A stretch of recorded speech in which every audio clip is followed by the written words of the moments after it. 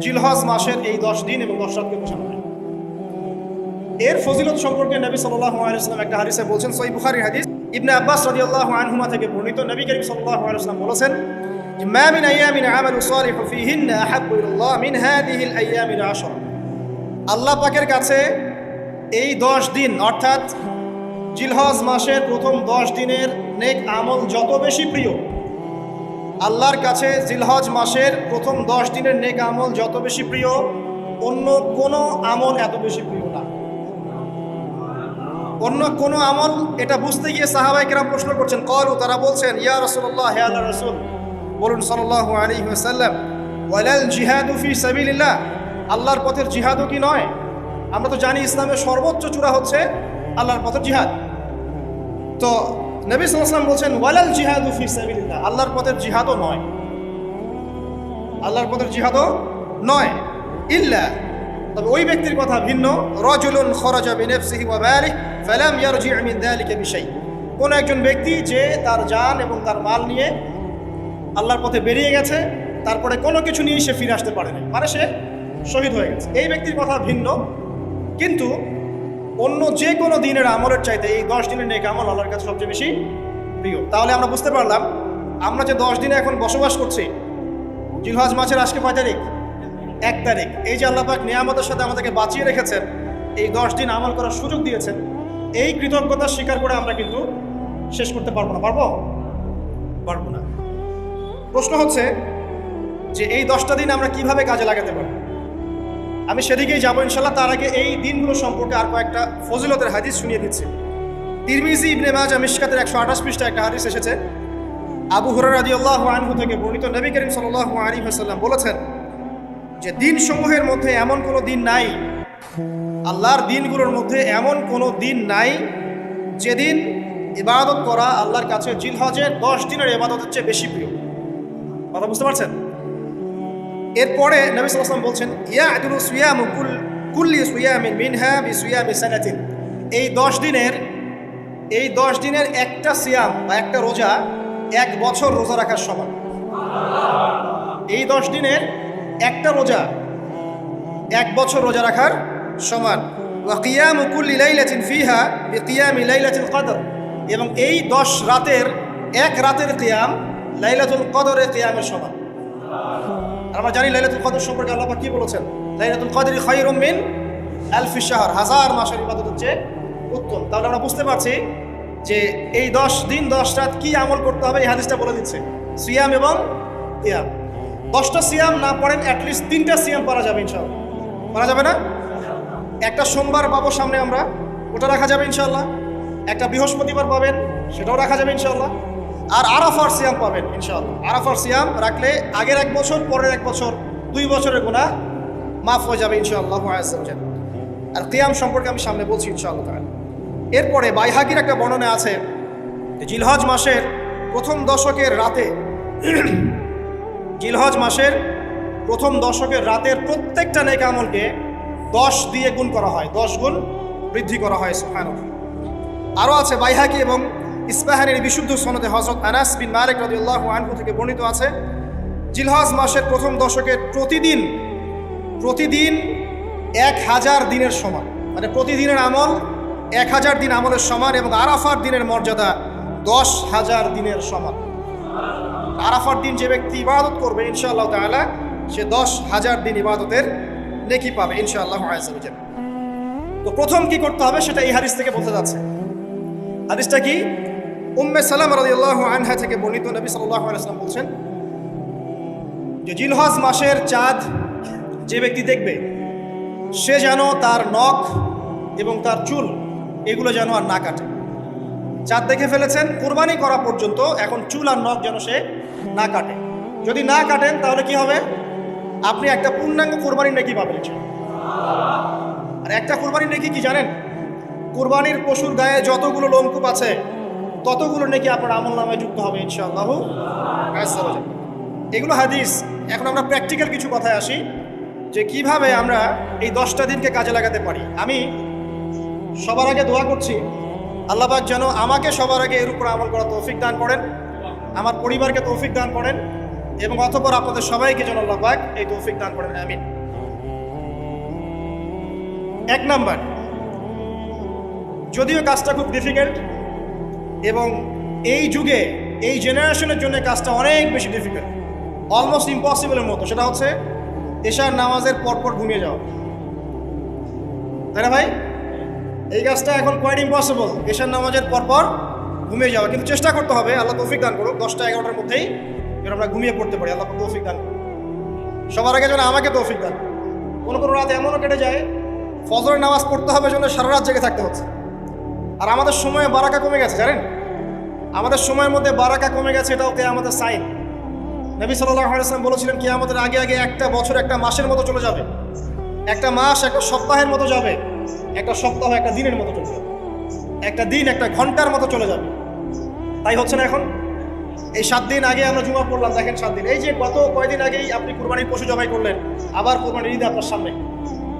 সময় খুব দ্রুত চলে যাচ্ছে, আমরা বুঝতে পারছি না। এই কারণ হচ্ছে, একটা কারণ আমি ফাইন্ড আউট করেছি, এটা হচ্ছে আমরা এখন ফজরের সলাতটাকে জামায়াতে গুরুত্ব দিচ্ছি না এবং ফজরের নামাজের পর থেকে আমরা জেগে থাকছি না। অনেকেই, বেশিরভাগই যারা থাকছে আলহামদুলিল্লাহ। এই কারণে ওই যে বরকতময় সময়টা সকালে, এটা আমরা পাচ্ছি না। এই কারণে দিনটা আমাদের ছোট হয়ে আসছে, দিনে কাজগুলো আমরা শেষ করতে পারছি না, রাত জাগতে হচ্ছে, আর রাত জাগলে তো ফজরে ওঠা সম্ভব হচ্ছে না। সো এই সমস্যাটা হচ্ছে ফজর কেন্দ্রিক, ফজরটাকে গুরুত্ব দিতে হবে সবচেয়ে বেশি। আল্লাহ পাক আমাকে তৌফিক দেখ, আপনাদের সবাইকে তৌফিক দান। এই 10টা দিন আমরা প্র্যাকটিস করবো ইনশাআল্লাহ। রমাদান মাসে আমরা যেমন প্র্যাকটিস করেছিলাম 1 মাস আল্লাহর আনুগত্যের, এই 10টা দিন উৎসবের উৎসাহ নিয়ে আমরা আবার প্র্যাকটিস করবো ইনশাআল্লাহু আজ্জা ওয়া জাল। আর এই বিষয়গুলো বেশি বেশি প্রচার করবেন অনলাইনে, কারণ আমাদের জাতিটা, আমি জানি না সৌভাগ্য না দুর্ভাগ্য, আমরা খুব ইস্যু পাগল জাতি। ইস্যু একটা ধরিয়ে দিবেন, এটা নিয়ে রাস্তা থাকবে, যে কোনো ইস্যু। নবী সাল্লাল্লাহু আলাইহি ওয়াসাল্লামকে অবমাননা করা হয়েছিল, এখন কয়জনের মনে আছে? মনে আছে কয়জনের? তারপরে ইস্যু চলে আসলো বন্যা, এখন কয়জনের মনে আছে যে বন্যা হয়েছিল? এখন আছে সেতু, এটা নিয়ে সবাই কথাবার্তা বলছে। এরপরে দেখবেন আরেকটা নতুন ইস্যু, সেতুর কথা মানুষ ভুলে যাবে। আমরা কেন জানি সাইকোলজিক্যালি এমন হয়ে গেছে, ইস্যু একটা ধরিয়ে দিলেই 5 দিন 7 দিন 10 দিন কথা বলতে থাকি, আবার ইস্যুও শেষ, কথা বলাও শেষ, মানুষ ভুলে যায়। তো এই কারণে মনে করিয়ে দেওয়ার স্বার্থে জিলহজের 10 দিনের ফজিলত আমাদের সবাইকে মনে করিয়ে দেওয়া লাগবে, ঠিক আছে? অনলাইন অফলাইনে সবাই প্রচার করবেন। এই 10 দিন নেক আমলের জন্য একটা উৎসবের উপহার আল্লাহর পক্ষ থেকে। এই 10টা দিন যেন আমরা আল্লাহর পক্ষ থেকে এই উপহারকে কাজে লাগাই, বেশি বেশি নেক আমল করি, পরকালকে গুছিয়ে নেই। পারবেন ইনশাআল্লাহ? ইনশাআল্লাহ। প্রথম কাজ, আর্লি ঘুমিয়ে যাওয়ার চেষ্টা করা। 2 নাম্বার, ফজরের নামাজের মিনিমাম আধা ঘন্টা আগে ঘুম থেকে ওঠার চেষ্টা করা। ফজরের নামাজ কয়টা আপনাদের এখানে? 4:30টায়। 4টা বা 4:45টায় ওঠার চেষ্টা করতে হবে। আল্লাহ পাক তৌফিক দান করুন। ওযু ইস্তেনজা করার পরে মিনিমাম 2 থেকে 4 রাকাত নফল নামাজ পড়বে। মিনিমাম 2 থেকে 4 রাকাত নফল নামাজ পড়বে। আমরা জানি যে আমরা নবী সাল্লাল্লাহু আলাইহি ওয়াসাল্লামের মতো তাহাজ্জুদ করতে পারবো, পারবেন?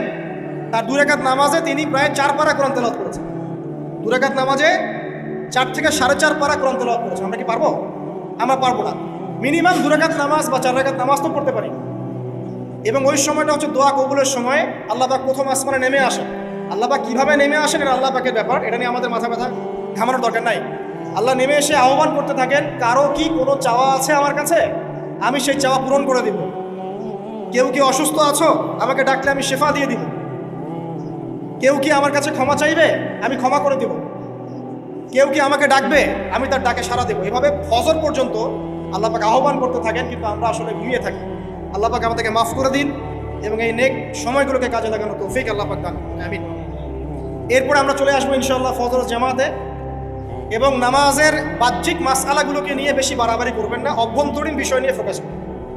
বাহ্যিক মাসআলা নিয়ে আমরা যথেষ্ট বাড়াবাড়ি করেছি। অভ্যন্তরীণ যে বিষয়টা আছে, নামাজের আধ্যাত্মিকত্ব, নামাজের রুহানিয়াত, নামাজের মাআরিফাত, আল্লাহকে পাওয়া, নামাজের আত্মশুদ্ধি, ইহসান, এটা নিয়ে বেশি ফোকাস করি। আমরা তর্ক করি হাত বাঁধা নিয়ে, তাই না? হাত বাঁধা নিয়ে, রফুল ইয়াদাইন নিয়ে, আমিন নিয়ে, এগুলো নিয়ে আমরা তর্ক করি।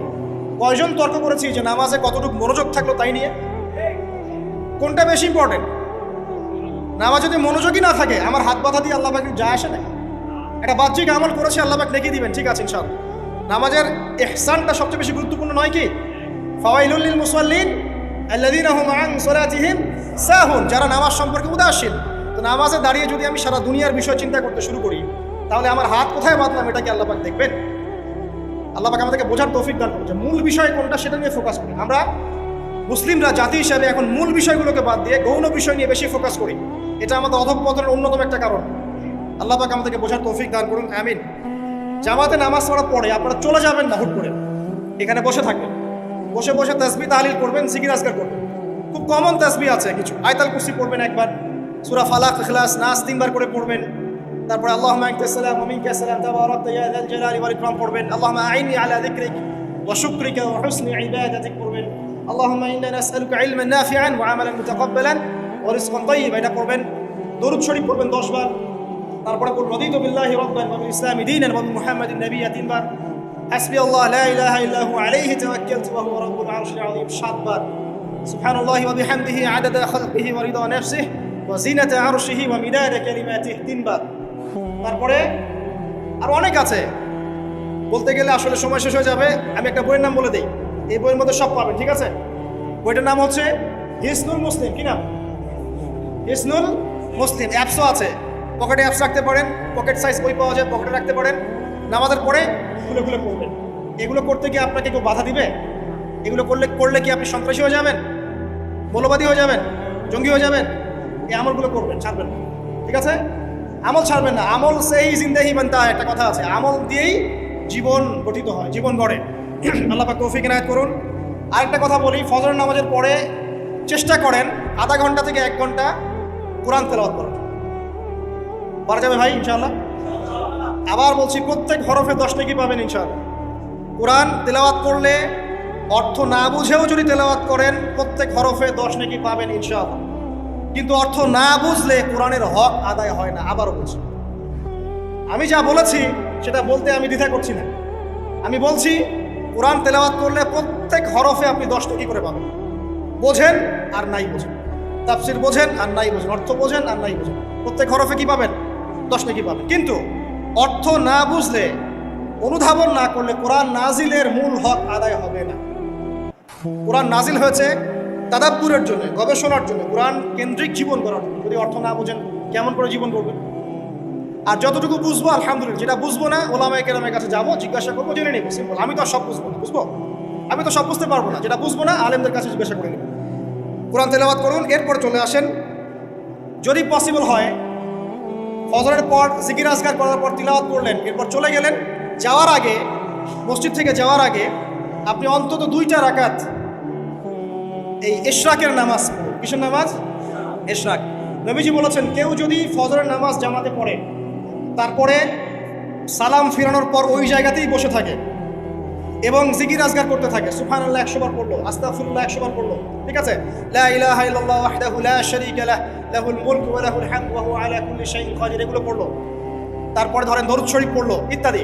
জিকির আজকার শেষ করে সূর্য উঠে যাওয়ার পরে সে যদি 2 রাকাত নামাজ পড়ে, মাত্র 2 রাকাত, সে ফিরে যাবে একটা কবুল হজ, একটা কবুল ওমরার নেকি নিয়ে ফিরবে ইনশাআল্লাহ। আরেকটা নামাজ আছে, যদি পসিবল হয় পড়তে পারেন, 8টা থেকে 10টার মধ্যে পড়ে ফেললে ভালো। এরপরে সূর্য উঠে যায়, সূর্য গরম হয়ে যায়। সেটা হলো আপনার এই চাষ্টের নামাজ, যেটাকে আমরা বলি সলাতুদ দুহা, চাষ্টের নামাজ। আমরা অনেকে রিজিকের সমস্যায় ভুগি না?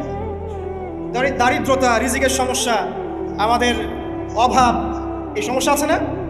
চাষ্টের নামাজ যে ব্যক্তি নিয়মিত পড়বে তাকে 2টা ফজিলত দেওয়া হয়। কয়টা ফজিলত? চাষ্টের নামাজ যে ব্যক্তি নিয়মিত পড়ে তার 2টা স্পেশাল ফজিলত। 1, তাকে দ্বীনের জ্ঞান দেওয়া হবে, ইলম মুখস্থ ক্ষমতা দেওয়া হবে, আপনি হিফজ ক্ষমতা বেড়ে যাবে, কোরআন সুন্নাহ মুখস্থ রাখতে পারবেন ভালো ইনশাআল্লাহ, আল্লাহর পক্ষ থেকে বুঝ দেওয়া হবে। আরেকটা হচ্ছে আপনার দারিদ্রতা আল্লাহ পাক দূর করে দেবে।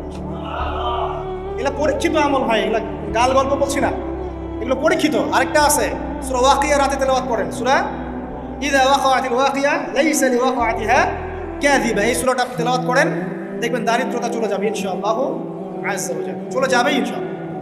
এবার আসুন কোরআন তেলাওয়াত নিয়ে 2টা কথা বলে দিই। কিছু কিছু সূরার কিছু কিছু অংশ মুখস্থ করে ফেলার চেষ্টা করুন। প্রত্যেক দিন এই অংশটুকু আপনি নিজে তেলাওয়াত করবেন। ফর এক্সাম্পল, সূরা বাকারার প্রথম 5টা আয়াত, তারপরে আয়াতুল কুরসি 255 নম্বর আয়াত, সূরা বাকারার শেষের 3টা আয়াত, সূরাতুল আলে ইমরান শেষের 10 আয়াত, সূরা কাহফ প্রথম 10 শেষের 10, সূরা মুমিনুন শেষের 5-7টা আয়াত, সূরা তাওবার শেষ পৃষ্ঠা, সূরা আহজাবের শেষ পৃষ্ঠা, সূরা ফালাক, সূরা নাস, সূরা ইখলাস, সূরা কাফিরুন, সূরা জিন এর প্রথম 10টা 20টা আয়াত, এছাড়া আরও সূরা হাশর শেষের 5-7টা আয়াত, এগুলো মুখস্থ করে ফেলেন। প্রতিদিন এগুলো আপনি চর্চা করতে পারবেন ইনশাআল্লাহ। প্রত্যেক দিন যদি কোরআন তেলাওয়াত করেন একটা নেকি আছে, একটা ফজিলত স্পেশাল, সেটা হলো কোরআন কিয়ামতের মাঠে আপনার পক্ষে সুপারিশ করবে। আর কোরআন যার পক্ষে সুপারিশ করবে ইনশাআল্লাহ তাআলা সে জান্নাতে চলে যাবেই ইনশাআল্লাহ। আর কোরআন যার বিপক্ষে সুপারিশ করবে তার কি জান্নাতে যাওয়ার কোনো সুযোগ আছে ভাই? আল্লাহ বোঝার তৌফিক দেখ, আমিন।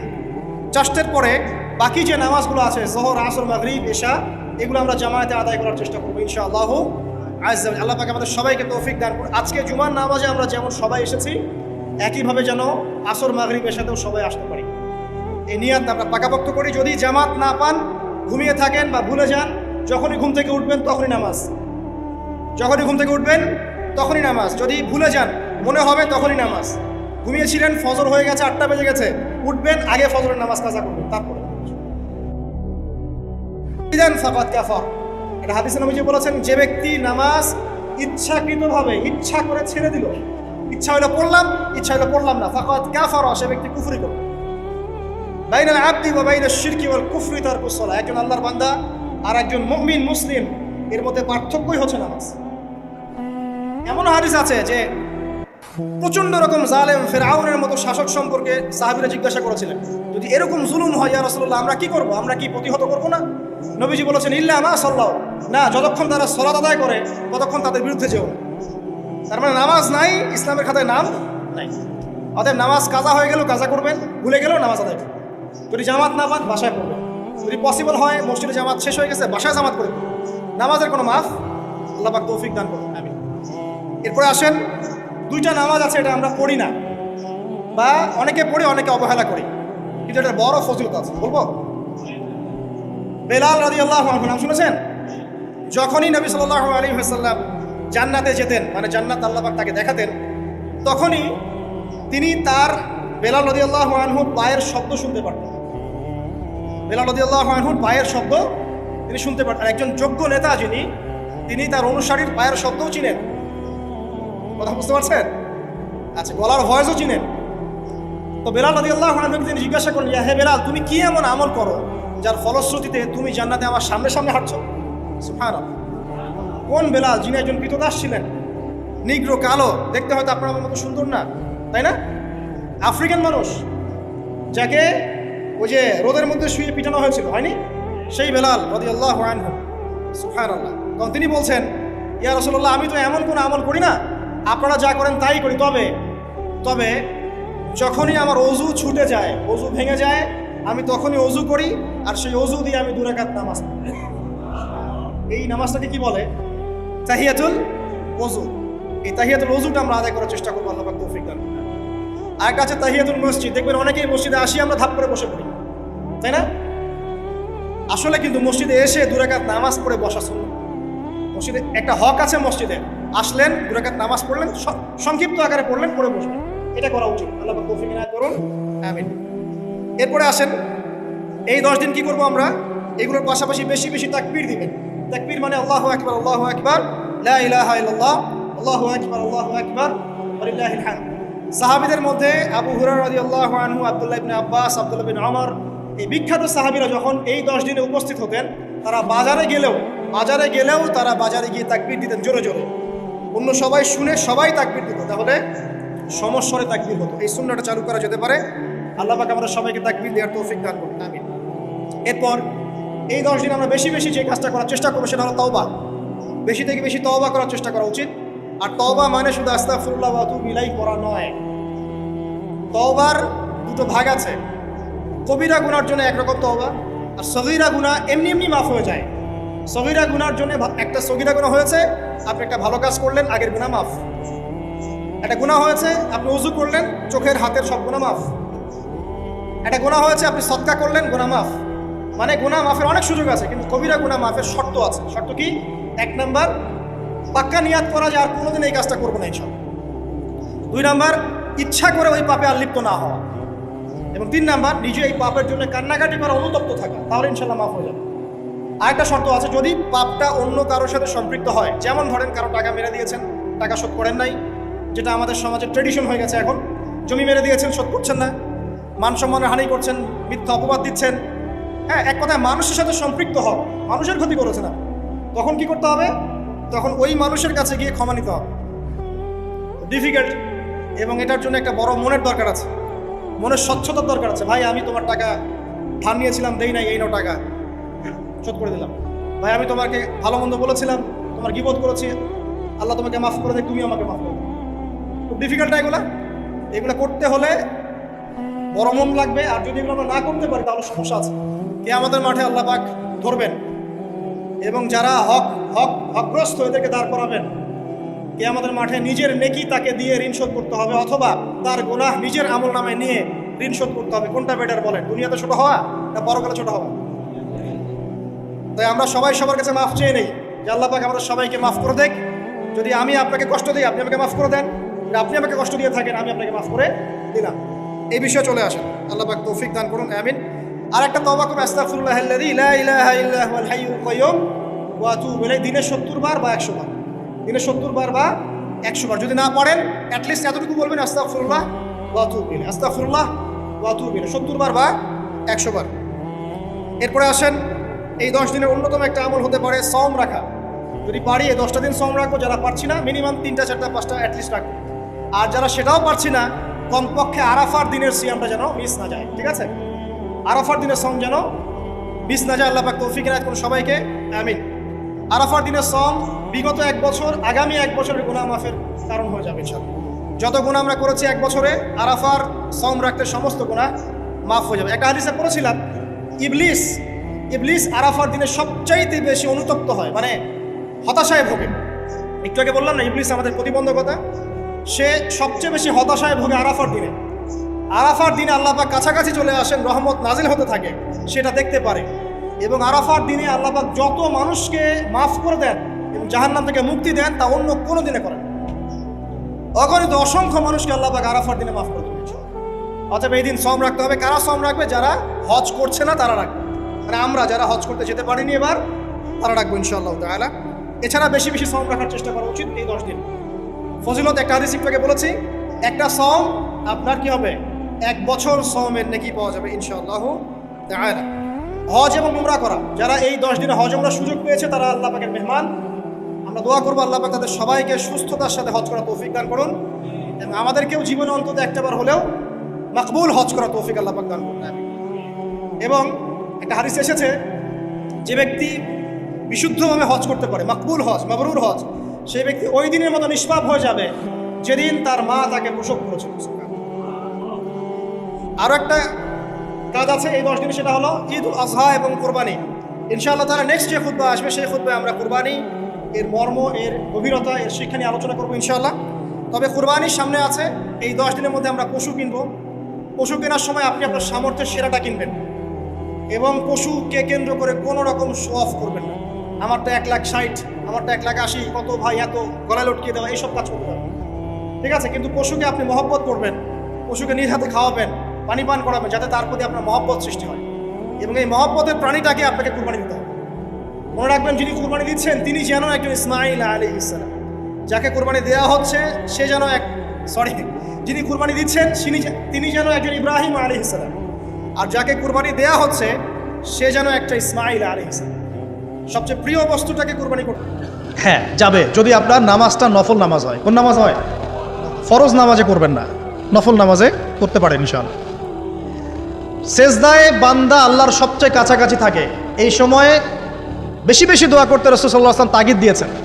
দোয়া করলে ডাইরেক্ট কবুল হবে ইনশাআল্লাহ। পিতা মাতার খেদমত করে দোয়া করেন, দোয়া কবুল হবে ইনশাআল্লাহ। এখন তো পিতা মাতার খেদমত মানুষ করতে চায় না। এটা সেই যুগ যে যুগে পিতা মাতার সাথে দাস দাসীর মতো আচরণ করা হয়। সন্তানরা ভুলে গেছো তোমরা যে তোমরাও একদিন পিতামাতা হবা। আমরাও কিন্তু একদিন পিতামাতা হব। যারা বিয়ে শাদী করেছে, সন্তান সন্ততি হয়েছে, তারা জানে এই যে প্রসব বেদনার একটা সেকেন্ড, 1 মিনিট প্রসব যে বেদনা মায়ের হয়, এর ঋণ আমরা সারা জীবনে শোধ করতে পারবো না। পারবেন? এই কারণেই মায়ের পায়ে নিচ জান্নাতের কথা বলা আছে।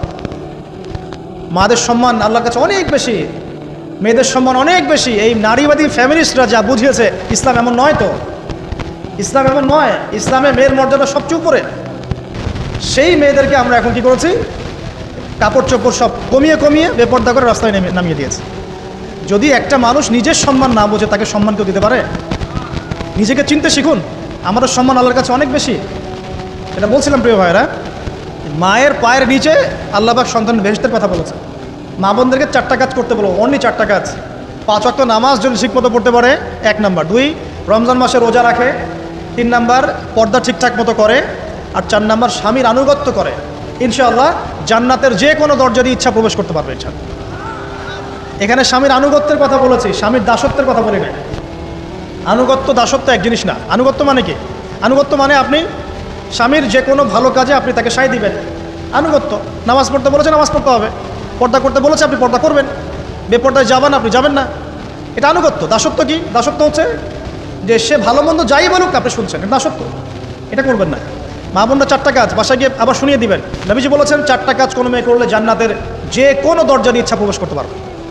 1 নাম্বার 5 ওয়াক্ত সালাত, 2 নাম্বার রমজান মাসের সওম রোজা, 3 নাম্বার পর্দা ঠিকঠাক মতো করবে, লজ্জাস্থানের হেফাজত, এবং 4 নাম্বার স্বামীর আনুগত্য করা। মায়ের খেদমত করে দোয়া করেন, দোয়া কবুল হবে ইনশাআল্লাহ। বাবার খেদমত করে দোয়া করেন, দোয়া কবুল হবে ইনশাআল্লাহ। কোরআন তেলাওয়াত করে দোয়া করেন, দোয়া কবুল হবে ইনশাআল্লাহ। মনে করেন শেষ রাতে উঠেছেন, মানে শেষ রাত বলতে বোঝাচ্ছি এই ধরেন যে 2টার পর থেকে, এখন 2টা 2:30টার পর থেকে নিয়ে ফজর পর্যন্ত শেষ রাতে উঠেছেন, এই সময় আপনি যা দোয়া করবেন ইনশাআল্লাহ কবুল হবে। হ্যাঁ, বলতে বাধ্য হচ্ছি, এখনকার তরুণ সমাজ ওই 2টা 2:30টার দিকে ওই যে কার কার খেলা থাকে ওই খেলাগুলো দেখার জন্য ওঠে, তাহাজ্জুদ পড়ার জন্য উঠতে পারে না। অথচ আল্লাহ পাক বলছেন কি যে শেষ রাতে আল্লাহ পাক প্রথম আসমানে নেমে আসেন এবং আহ্বান করেন, কে আছো আমার কাছে কিছু চাইবে আমি দিব, কে আছো আমার কাছে রিজিক চাইবে দিব, কে আছো আমাকে ডাকবে আমি তোমার ডাকে সাড়া দিব, কে আছো আমার কাছে ক্ষমা চাইবে আমি তোকে ক্ষমা করে দিই। প্রিয় যুবক ভাইরা, আল্লাহকে মূল্যায়ন করতে শিখুন। এই সময়গুলোতে দোয়া করলে ইনশাআল্লাহ তাআলা আপনার দোয়া কবুল হবে ইনশাআল্লাহ। সবচেয়ে ইম্পর্টেন্ট হচ্ছে এটা, যেটা আমরা প্রত্যেক দিন পড়ি, প্রায় 17 রাকাত নামাজ পড়ি আমরা, ফরজ নামাজ, শুধু ফরজ নামাজের কথাই বলছি। এখানে আপনি 34টা সেজদা করেন, 17 রাকাত ফরজ 34টা সেজদা করেন। প্রত্যেক সেজদায় যদি একটা করে দোয়া করতে পারেন ইনশাআল্লাহ আল্লাহ আপনার দোয়া কবুল। দোয়া কবুল করার কিছু জায়গা বলে দিলাম, বেশি বেশি দোয়া করতে হবে। আমরা উম্মার অবস্থাগুলোকে বুঝতে শিখব। এখানে এই 3 ব্যক্তি, এটা বলে আমি শেষের দিকে যাচ্ছি, একটু ধৈর্য ধরেন। এই 3 ব্যক্তি পড়ে গেছে গুহার মধ্যে। আমি বলছিলাম জেনা ছেড়ে দিলে তোমার দোয়া আল্লাহ পাক ডাইরেক্ট কবুল করবে ইনশাআল্লাহ। কীভাবে? এই দলিল দিচ্ছিলাম যে তারা বলছে আমাদের নেকামল যা আছে এটা দিয়ে দোয়া করতে হবে, কোনো অপশন তো নাই বের হওয়ার। একজন বলছে যে আল্লাহ আমি আমার পিতামাতার খেদমত করতাম, মাকে দুধ পান না করিয়ে কখনো দুধ পান করি নাই, আল্লাহ এই কাজটা যদি তোমার কাছে ভালো লেগে থাকে আজকে আমাকে এই বিপদ থেকে উদ্ধার করো। এই দোয়া করার সাথে সাথেই এই গুহা থেকে পাথরটা একটু সরে গেল এভাবে। আর জড়বস্তু আল্লাহ পাকের হুকুম মানে, আল্লাহ পাকের হুকুম মানে না খালি 2টা শ্রেণীর মানুষ, এক হচ্ছে মানুষ আর একটা জিনজাত। এই পুরো প্রকৃতি আল্লাহ পাকের হুকুম মেনে চলে। আর জড় বলতে আসলে কিছু নাই, যদি আমি বোঝানোর জন্য জড় বলেছি, আল্লাহ পাকের হুকুমে সব কিছু জীবন্ত। এই যে মাটিতে আমরা বসে আছি না এখন, এই মাটি কি আমাদের মাঠে সাক্ষী দিবে যে এখানে মাহফিল হয়েছিল। হ্যাঁ, ওইখানে বসে তুমি টিকটক করেছো, লেকচার শুনো নাই ভালো করে। একটা মাহফিলে যাচ্ছিলাম, দেখলাম যে এখন স্টেজে উঠি নাই, ওই সুযোগে দেখলাম যুব সমাজ রাস্তার পাশে দাঁড়িয়ে সিগারেট খাচ্ছে, ব্রেক নিচ্ছে আগে, চা সিগারেটের ব্রেক। হুজুর আসলে আলোচনা শুনবো। এখানে এসে যদি আমরা মানে কোরআন সুরার বাইরে কোনো কাজ করি, এই মাটি আবার সাক্ষী দিবে। এটা দলিল কোথায় আছে? সূরা জিলজাল পড়ে দেখবেন। সূরা জিলজালের মধ্যে দলিল আছে যে আল্লাহ পাকের হুকুমে এই জমিন কথা বলবে ইনশাআল্লাহ, আল্লাহ পাক হুকুম করলে। জি, তো একটু সরে গেল ওই পাথর। তারপরের ব্যক্তি দোয়া করছে, আল্লাহ আমার একজন কাজের লোক ছিল, সেই কাজের লোক কিছু টাকা পেত, টাকা না নিয়ে বেচারা চলে গেছে, আমি ওই টাকা দিয়ে কিছু পশু কিনেছি, এই পশুগুলো কিনে আমি পালন করেছি, অনেক দিন পর সেই ব্যক্তি এসেছে আমার টাকা দাও। তখন আমি বলেছিলাম যে এই যতগুলো পশু দেখছো সব তোমার। সেই লোক বলছে আমার সাথে কি ঠাট্টা করছো? বলছে না, ঠাট্টা করছি না, তোমার টাকা দিয়ে আমি পশু কিনেছিলাম, এই প্রজনন হতে হতে হতে আজকে এতগুলো হয়েছে, সব তোমার, নিয়ে যাও। আল্লাহ কলিজা দেখেন, আসলে দান করার জন্য কলিজা লাগে, টাকা লাগে না। আল্লাহর পথে দান করার জন্যে কলিজা লাগে, টাকা লাগে না। আর কিছু মনে করবেন না, আমি বিভিন্ন মাহফিলে যাচ্ছি, একটা কমন দৃশ্য দেখি এই কালেকশনের। আমার জানা নাই যেভাবে নাম লিখিয়ে কোনো কালেকশন নবীর যুগ থেকে হয়েছে, আমার জানা, বরং কতটুকু দিয়েছে এটা গোপন রাখলেই ভালো। কে দিয়েছে, কত দিয়েছে জানানোর তো কোনো দরকার নাই। দিয়েছে, নিয়ে চলে আসবেন, শেষ। আমরা কাকে সন্তুষ্ট করার জন্য দেই? আল্লাহ জানলেই তো যথেষ্ট। কি দরকার জনগণ জানতেই হবে আমি 5,000 টাকা দিয়েছি? এতে আমার লাভটা কি? নেকি উল্টারও কমে গেল। উল্টা 7 শ্রেণীর মানুষ, একটা হাদিস আছে, 7 শ্রেণীর মানুষ কিয়ামতের মাঠে আরশের ছায়া পাবে। কিসের ছায়া পাবে? আরশের ছায়া, যে ছায়া ছাড়া কোনো ছায়া থাকবে না। ওর মধ্যে এক শ্রেণী হচ্ছে ওই ব্যক্তি যে এত গোপনে দান করে, তার বাম হাত জানে না ডান হাত কি দান করছে। এই ব্যক্তি আরশের ছায়া পাবে ইনশাআল্লাহ। তো দুনিয়া যদি উদ্দেশ্য থাকে, নাম প্রকাশ করা, জাহির করার উদ্দেশ্য থাকে, বা যদি এমন হয় যে এখানে লৌকিকতা উদ্দেশ্য থাকে, নেকি নষ্ট হয়ে যেতে পারে, সুযোগ আছে, চান্স আছে। তো এই ট্রেডিশনগুলো বন্ধ করলে মনে হয় ভালো হয়। এটা আমার পরামর্শ, বাকি এটা বিবেচনা আপনাদের। আর এই ব্যক্তি বলছে আমি এই সব কিছু দান করে দিয়েছি। দেখেন, দান করতে কি লাগে? কলিজা লাগে, টাকা লাগে না কিন্তু। আসলে দান করতে কলিজা লাগে। অনেক রিক্সাওয়ালাকে দেখেছে আমরা, 100 টাকা দান করে দিল, মসজিদের জন্য দান চাচ্ছে, 100 টাকা দান করে দিল। আর অনেক দেখবে বিত্তশালী, ঢাকা শহরে যাচ্ছি বনানী গুলশান দিয়ে, দান করতে চাইলে 2 টাকা দিচ্ছে, 5 টাকা দিচ্ছে। এমন হয় না? দান করতে কলিজা লাগে। আর একটা কথা মনে রাখবেন, আপনি যত দান করবেন আল্লাহ আপনাকে তত বেশি দিবেন ইনশাআল্লাহ। ইনশাআল্লাহ আল্লাহ পাকের খাজানা যে এত প্রচুর, আপনি দান করলে কমে যাবে এই চিন্তাই করবেন না কখন। তবে সবচেয়ে সেরা দান কোনটা জানেন? আপনার প্রয়োজন আছে এখন, এই প্রয়োজনের সময় দানটা হচ্ছে সেরা দান। এবং সবচেয়ে উত্তম খরচ কোনটা? সবচেয়ে উত্তম খরচ হচ্ছে আপনার পরিবারের পিছনে খরচ। আপনার পরিবারের পিছনে খরচটা আপনার সবচেয়ে শ্রেষ্ঠ খরচ। আর দান করে মধ্যম পন্থায়, এমন হবে না যে নিঃস্ব হয়ে গেলেন দান করে একদম, আবার এমন না যে কৃপণতা প্রদর্শন হচ্ছে, এমনও না। মধ্যম পন্থায় দান খয়রাত করবে ইনশাআল্লাহ। আর কিয়ামতের মাঠে মানুষ তার দানের ছায়ায় থাকবে ইনশাআল্লাহ। যে যত দান করবে ওই ছায়ার নিচে সে থাকবে। এই ব্যক্তি সব দান করে দিয়েছিল, যাও সব গরু ছাগল তোমার। তৃতীয় ব্যক্তি, পাথর সরে গেল একটু, তৃতীয় ব্যক্তি, যুবক তোমাকে বলছি ভাই, তৃতীয় ব্যক্তি আল্লাহর কাছে বলছে, আল্লাহ আমার একজন সুন্দরী চাচাতো বোন ছিল, আচ্ছা না তোমাদের কাজিন, এবং তাকে আমি খুব ভালোবাসতাম। ওই যে এখন বয়ফ্রেন্ড গার্লফ্রেন্ড ফ্রি মিক্সিং, যেটা খুব ভালোবাসতাম। তো তাকে আমি পেতে চাইতাম, তাই আমি তাকে অফার করি। সে বলে যে না, আমাকে 100 স্বর্ণ মুদ্রা না দিলে আমি রাজি না। 100 স্বর্ণ মুদ্রা। এই মেয়ের অবশ্য অনেক ডিমান্ড ছিল, তাহলে বোঝা গেল 100 স্বর্ণ মুদ্রা মানে অনেক। জানেন, এখন তো দেখা যায় 1500 টাকা 2000 টাকা দিয়ে মেয়ে তার ইজ্জত বিক্রি করে ফেলছে। 100 স্বর্ণ মুদ্রা, আর কাউকে কিছু দেওয়াই লাগে না, এমনি বিক্রি করে ফেলে। কত প্রশ্ন, কত যে প্রশ্ন আসে আমাদের কাছে, যে ভাই বা হুজুর বা ভাইয়া উস্তাজ, কত জীবনে এক পর্যায়ে ভুল করেছি, এরকম জেনায় লিপ্ত হয়ে গিয়েছিলাম, প্রেম করেছি, ইত্যাদি। আমি কী করবো? আমার কি ভালো হওয়ার রাস্তা আছে কিনা, বা আমি তওবা করে ফিরে আসছি, আমি কি এখন বিয়ে করতে পারবো কিনা? প্রশ্নের শেষ নাই। বেশিরভাগ প্রশ্ন এরকমই আসে এখন। আরেকটা বেশি প্রশ্ন আসে, ভাই উস্তাজ হুজুর, আমার স্বামী পরকীয়া আসক্ত, আমাকে দেখে না, এই হয় সে, এইগুলো প্রশ্ন বেশি। পারিবারিক জেনা কেন্দ্রিক যত প্রশ্ন আসে, অন্য কোনো কেন্দ্রিক প্রশ্ন এত আসা, মানে এই যুগটা কি হয়েছে, মানে মানুষকে জেনা উন্মুক্ত করে দিয়েছে একেবারে। একদম স্কুল লাইফ থেকে শুরু হবে বয়ফ্রেন্ড গার্লফ্রেন্ড ফ্রি মিক্সিং, এই বন্ধু পড়তেই জেনা হয়ে যায়। কলেজ লাইফে গিয়ে আরও বড় জেনা। ইউনিভার্সিটিতে গেলে তো আর কোনো পাত্তাই নাই। ইউনিভার্সিটির খুব কম ছেলে পাবেন সিগারেট খায় না, এবং খুব কম ছেলে মেয়ে পাবেন যারা এই অবৈধ প্রেম করছে না, খুব কম। এটাকে আমরা প্রমোট করছি আবার। বিশ্বাস করেন শুধুমাত্র সরাসরি সেক্সুয়াল সম্পর্কটাই জেনা নয়, এই মিক্সিংটাও জেনা আল্লাহ পাক বলেছেন। এবং এতে করে আমাদের যুব সমাজে অধঃপতনটা হয়েছে, এটা অন্য কোনোভাবে হয় নাই। কারণ সূরা আলে ইমরান পড়ে দেখবেন আল্লাহ পাক বলছেন, যুয়িনা লিন-নাস হুব্বুশ শাহওয়াতি মিনান নিসা, মেয়েদের মধ্যে ছেলেদের জন্য সবচেয়ে বেশি শাহওয়াত আছে, শাহওয়াত খাহেসাত, এটা সবচেয়ে বেশি আকর্ষণ করে ছেলেদেরকে। সমাজের কাঠামো ভেঙে যাচ্ছে তো, সমাজের কাঠামো ভেঙে। আমরা তো বাইরে ভালো মানুষের লেবাস পরে আছি, দেখবেন বহু পরিবারে পরকীয়া চলছে, জানেন না? ভিতরে আমরা তো লজ্জায় এগুলো বলি না, চোখ লজ্জায় বলি না, চলছে এগুলো এখন কমন হয়ে গেছে। যে ফ্যাশন শোর নামে, বিউটি কন্টেস্টের নামে, এই সেই, মানে অশ্লীলতাকে প্রমোট করা হচ্ছে চতুর্দিক থেকে। রেপ ধর্ষণ দিন দিন বাড়ছে আর বাড়ছে। বাচ্চা কাচ্চা, ছোট ছোট বাচ্চা মেয়ে পর্যন্ত রেহাই পাচ্ছে না। এই কয়েকদিন আগে একটা মেয়েকে কত পিস করে ভাসিয়ে দিয়েছে একেবারে, দেখেন নাই? কোথায় আছেন? সমাজটা কোথায় গেছে? আমরা ভালো মানুষের মুখোশ পরে বসে আছি। একটা মাহফিল করে কি সব হবে? কনস্ট্রাকটিভ কাজ করতে হবে। তারুণ্যের এই শক্তিটাকে আল্লাহর জমিনে দিনের প্রচার প্রসার প্রতিষ্ঠার কাছে ব্যয় করতে হবে। যতক্ষণ পর্যন্ত আমরা এরকম ভালো মানুষের লেবাস সাজে বসে থাকবো না, আমার ঘরেও ফেতনা ঢুকে আসবে, টের পাবেন না। যখন ফেতনা ছড়িয়ে পড়ে, ওটাকে দমন করতে হয়। দমন না করলে ওইটা আমার ঘরেও ঢুকবে তো এক সময়, আমি একা ভালো থাকতে পারবো না তো।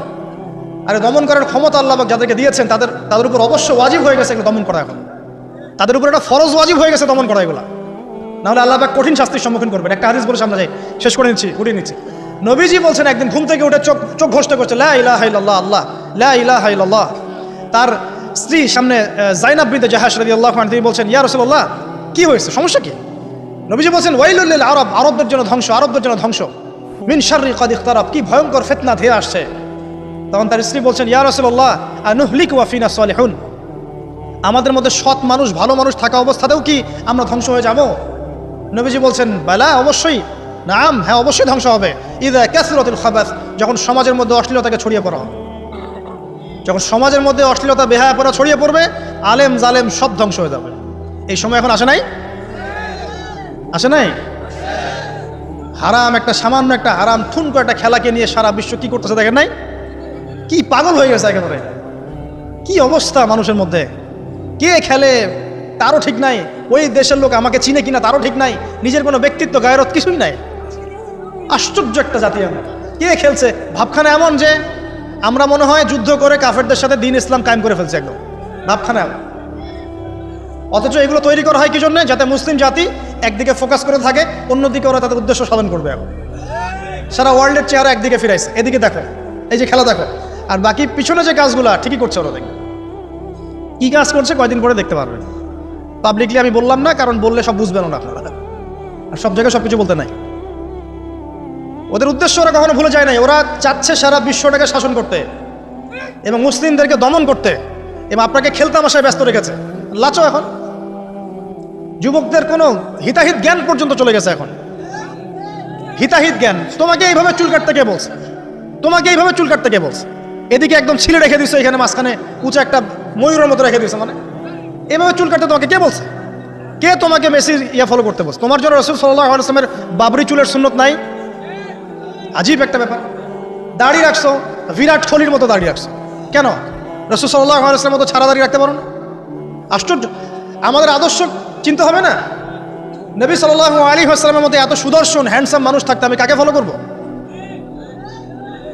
যুবকদের পুরো মাথাটাকে ব্রেন ওয়াশ করে ফেলা হয়েছে, কারণ ওরা জানে খুব ভালো করেই যুবকরা যদি আল্লাহর পথে ফিরে আসে ওদের সমস্যা আছে, সমস্যা। এই কারণে তোমাদেরকে ভুলিয়ে রাখা হচ্ছে নিজের জীবনের মূল্য দিতে শেখে। আল্লাহ রাব্বুল আলামিন তোমাকে আমাকে সৃষ্টি করেছেন, আল্লাহ পাক আমাদের হাতে এই দিনের বিজয় দেখতে চান। আল্লাহ পাক চান যেন আমরা আল্লাহর দিনটাকে পালন করি, প্রসার ঘটাই। ইনশাআল্লাহ এক সময় দিন প্রতিষ্ঠা হবে ইনশাআল্লাহ। আমরা যদি খেলতামাশায় মত্ত থাকি তাহলে দিনের প্রচার কে করবে? প্রসার কে করবে? আর সব কি ওলামায়ে কেরামের দায়িত্ব? সাধারণ মানুষের কোনো দায়িত্ব নাই? সবাই এখন এই যে ডক্টর হতে চান, ইঞ্জিনিয়ার হতে চান, ভালো কথা, হন। এবং সবসময় দেখা যায় আলেম ওলামাদের সবার ভুল ধরার চেষ্টা করতে থাকেন। আপনি নিজে আলেম হচ্ছেন না কেন? তাহলে আপনি নিজে আলেম হন না কেন? নিজে একজন মুফতি হচ্ছেন না কেন? নিজে একজন মুহাদ্দিস হচ্ছেন না কেন? এতই যদি ভুল ধরতে পারে অনলাইনে, আপনি নিজে একজন আলেম হয়ে দেখান না কেন? তারপর দুটো কথা বলেন যাদের সামনে, দেখেন মানুষ কীভাবে রিসিভ করে। কত সহজ এই কাজটা। নিজে কিছু করছেন না, সারাদিন মানুষের পিছনে লেগে আছে। দেখবেন কিছু মানুষ আছে এই মুসলিম সমাজের মধ্যেই, আমি তো লম্বা করে ফেলছি হয়তো বা, মুসলিম সমাজের মধ্যেই কিছু মানুষ ইসলামের লেবাস পোশাক পরেই আছে, কিন্তু এরা মুসলিমদেরকে ছোটোখাটো বিষয়ে ব্যস্ত রেখেছে। হাত বাঁধা, রফুলিয়া দেন, জোরে আমিন, পায়ে পায়ে, কিছু কিছু সিলি বিষয়ের জন্য বলছি যে বড় বড় বিষয়গুলো বাদ দিয়ে ছোটোখাটো বিষয়গুলো কিনে উম্মাকে ইখতিলাফে ব্যস্ত রেখে দিয়েছে। ভাবখানে এমন যেন ইসলামের সব বিষয় প্রতিষ্ঠা হয়ে গেছে, এখন এই 4টা বিষয় বাকি আছে। ভাবখানে এমন, অথচ সারা ওয়ার্ল্ডের মধ্যে ইসলাম আস্তে আস্তে সংকুচিত হয়ে গেছে। আমরা কবে স্মার্ট হব? প্রিয় ভাইরা, মনে রাখবেন আমরা সবাই মিলেই মুসলিম জাতি। পলিটিক্যাল লিডার্স আছেন, প্রশাসনের লোক আছেন, আমাদের যুবক যুবতী, তরুণ তরুণী, সবাই মিলেই আমরা এই উম্মা জাতি। আমরা কেউ কারো শত্রু নই, কেউ কারো দুশ্মন নই। সবার মধ্যে ভালো কিছু পাবেন, ভালো নিয়ে নেন, খারাপটা ছেড়ে দেন। উম্মাকে ঐক্যবদ্ধ করার চেষ্টা করেন। এই ছোটোখাটো বিষয়গুলোকে ইখতিলাফ বন্ধ করেন, আল্লাহর ওয়াস্তে বন্ধ করেন। বড় বড় বিষয়গুলো দিকে ফোকাস করেন, তরুণদেরকে শিক্ষিত করেন, আদর্শ পরিবার করেন, শিক্ষা অর্জন করেন, জ্ঞান অর্জন করেন, বড় আলেম স্কলার হন, বিশ্বকে নেতৃত্ব দেন। পলিটিক্স করলে ভালো করে করেন, যাতে করে আপনার দ্বারা দুনিয়ার দিনের খেদমত হয়। আলহামদুলিল্লাহ। ইকোনমিক্স হলে ভালো করে হন, বিজ্ঞানী হলে বড় বিজ্ঞানী হন, মানে আপনি বড় স্বপ্ন দেখেন। ইয়াং জেনারেশনকে নিয়ে আসেন ইসলামের দিকে, তাদের দ্বারা ইনশাআল্লাহ ইসলামের বিজয় হবে।